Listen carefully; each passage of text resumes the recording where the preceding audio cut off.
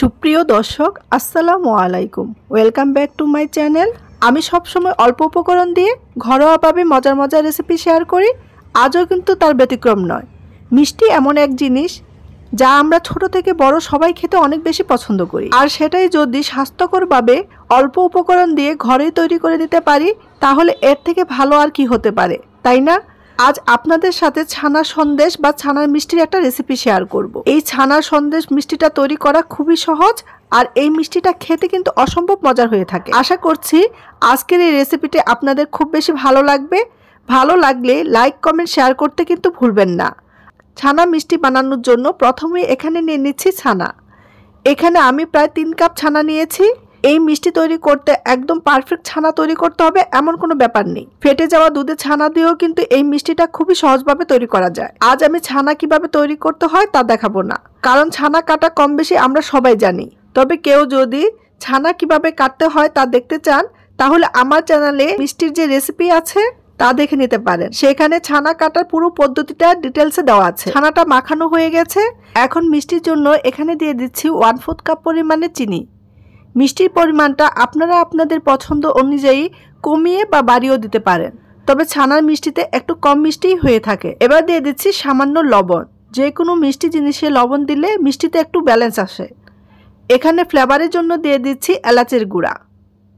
এই এলাচের গুঁড়া দিলে মিষ্টিতে সুন্দর একটা ফ্লেভার হয়। আর দিয়ে দিচ্ছি 2 চা চামচ ময়দা।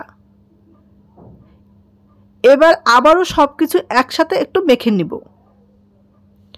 সবকিছু মাখানো হয়ে গেছে। মিষ্টিটা বানানোর জন্য চুলা একটা প্যান বসিয়ে দিয়ে দিচ্ছি 1/2 লিটার ফুল ক্রিম তরল দুধ। আর এই দুধটা কিন্তু 1.5 কেজি দুধকে জাল করে 1/2 কেজি দুধ করে নিয়েছি। এবার এই দুধটা লো হিটে নেড়ে চেড়ে জাল করে আর একটু ঘন করে নিব। তবে আপনারা চাইলে কাজটা আরো দ্রুত করার জন্য এখানে ঘন করে পাউডার দুধ দিয়ে কনডেন্স মিল্ক দিয়েও করতে পারে। কনডেন্স মিল্ক দিলে তখন এই মিষ্টিতে এক্সট্রা কোনো চিনি দেওয়ার কোনো দরকার হবে না। জাল করতে করতে দেখুন দুধটা কেমন ঘন হয়ে এসেছে, আর অনেকটা মালাইও জমে গেছে। এবার এই দুধের সাথে দিয়ে দিচ্ছি মেখে রাখা ছানাটা। এখানে সম্পূর্ণ ছানাটাই দিয়ে দিচ্ছি। ছানাটা দিয়ে চুলার আঁচটা লো আর মিডিয়ামের মাঝামাঝি রেখে জাল করে নিতে হবে। চুলার আঁচটা বাড়িয়ে জাল করা যাবে না, আর অনবরত নেড়েচেড়ে যেতে হবে, তা না হলে প্যানের তলায় লেগে যাবে। আর নিচে লেগে গেলে মিষ্টিটা খেতে কিন্তু একদমই ভালো লাগবে না। সবকিছু খুব ভালো করে নেড়েচেড়ে জাল করে নিচ্ছি। আর কিছুক্ষণ জাল করে নিলেই দেখবেন এই মিশ্রণটা অনেকটা ঘন হতে শুরু করছে।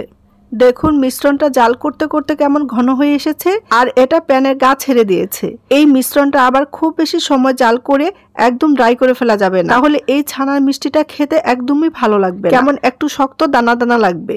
আমার ছানার মিশ্রণটা রেডি। এবার চুলা থেকে নামিয়ে নিব। এবার এই ছানার মিশ্রণটা সেট করে নিব। মিশ্রণটা সেট করার জন্য এখানে আমি একটা বক্স নিয়েছি, আর এই বক্সে কিছুটা ঘি দিয়ে ব্রাশ করে নিচ্ছি। এভাবে একটু ঘি দিয়ে ব্রাশ করে নিলে মিষ্টিটা বাটি থেকে সুন্দর মতো উঠে আসবে। এবার এই বাটিতে সম্পূর্ণ ছানার মিশ্রণটা দিয়ে নিব। মিশ্রণটা দিয়ে একটা প্যাচুলা দিয়ে চেপে চেপে উপরটা সমান করে নিচ্ছি। উপরটা সমান করে নিয়েছি। এবার একটা নাইফ দিয়ে বরফি আকারে কেটে নিচ্ছি। আমি বরফি আকারে কেটে নিচ্ছি, তবে আপনারা চাইলে আপনাদের পছন্দ মতো আকার দিয়ে কেটে নিতে পারেন। নরমালি ছানার মিষ্টিটা যেভাবে কাটা হয় আমি সেভাবেই কেটে নিচ্ছি। ছানার মিশ্রণটা প্রথমে নরম অবস্থায় এভাবে কেটে নিলে পরে আর ভেঙে যাওয়ার চান্স থাকবে না। কাটা হয়ে গেছে। এবার দেখার সৌন্দর্যের জন্য এর উপরে কিছু পেস্তা বাদামের কুচি দিয়ে দিচ্ছি। এটা টোটালি অপশনাল, আপনারা চাইলে নাও দিতে পারেন, তবে দিলে দেখতে অনেক লোভনীয় লাগে। সবকিছু কমপ্লিট। এবার এটা 1 থেকে 2 ঘন্টার জন্য নর্মাল ফ্রিজে রেখে দিব। ব্যাস, তাহলেই হয়ে যাবে। তবে কেউ চাইলে 2 থেকে 3 ঘন্টা বাহিরেও রেখে দিতে পারেন। ফিরে আসলাম 2 ঘন্টা পর। দেখুন এরই মধ্যে কিন্তু মিষ্টিগুলো সুন্দর মতো সেট হয়ে গেছে।